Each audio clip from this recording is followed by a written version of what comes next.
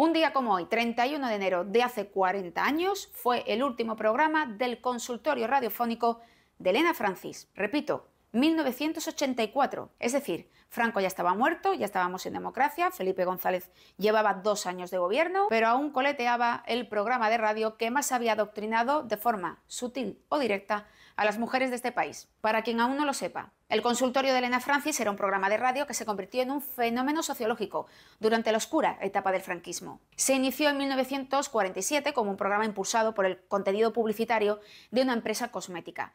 Y entre recomendación y recomendación de productos, las oyentes empezaban a dejar dudas estéticas, pero poco a poco esas dudas estéticas eran cuestiones cada vez más personales. El fenómeno de este consultorio sentimental creció y creció porque Francis tenía respuestas para todo. En aquella España de falta de oportunidades para las mujeres, de ausencia de estudios, de cumplir normas para ser aceptadas, de mujeres llenas de dudas y temerosas de no cumplir lo que se pedía de ellas, Elena Francis era un faro, un pozo de sabiduría, una guía, la confidente a la que comentar por carta las dudas que no se atrevían a contar a nadie. En aquella España, que no debía olvidar las instrucciones de la sección femenina franquista y de la Iglesia sobre la obediencia al marido y la importancia de los hijos, Elena Francis te lo recordaba. Fue la forma perfecta de llegar a las mujeres por todos los rincones de España para recordarles qué tenían que hacer. Y lo escuchaban de todas las edades, desde las más pequeñitas a las mayores. El asunto es que al final Elena Francis nunca existió.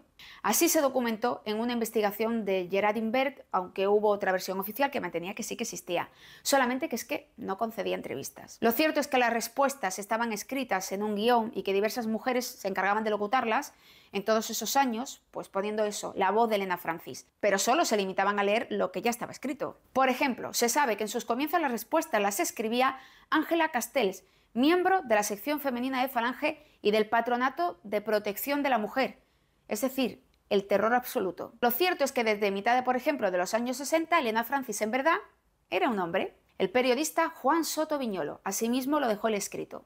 Lo importante es que aquellas cartas que se escribían a Elena Francis, con las angustias vitales que quitaban el sueño a muchas mujeres, se han podido recuperar y se conservan, y eso nos permite confirmar cómo se lavaba el cerebro a esas mujeres, cómo se las engañaba, cómo con sus respuestas se las sometía a vidas tristes, sin esperanza, perdiendo amores verdaderos, consintiendo infidelidades que las hacían sufrir, sintiéndolas culpables por el sexo o soportando malos tratos. Francis en sus respuestas nunca pensaba en ellas y su felicidad, sino en el deber. Francis les recordaba que antes un matrimonio sin amor que quedarse soltera, que aguantara en el hogar, que si él era infiel es mucho mejor que se haga la ciega, sorda y muda, que si estaba enamorada de un negro, rompe ese compromiso porque el futuro está al lado de un hombre blanco, porque este tiene otra cultura, costumbres y una familia de color, que si eras violada, algo habrás hecho, que si querías hablar, guardaras silencio, o si te daban una paliza, la solución era resignación, pues el matrimonio es algo muy serio y complace a tu esposo en los más pequeños detalles. Ahora me pregunto si aquella mujer que pidió auxilio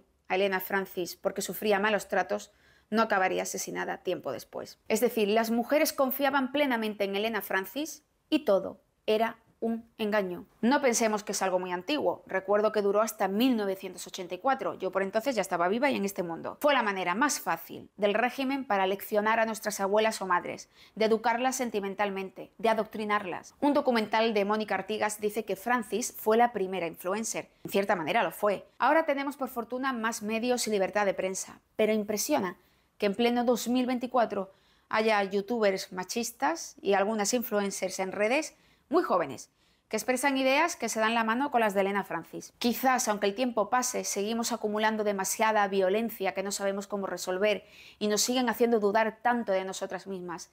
Y por eso hay quien hace caso al primer predicador que sale en el móvil. Pero ojalá todas, aquellas y las de ahora, siempre abran los ojos frente al engaño de quienes nos quieren sumisas, calladas y obedientes.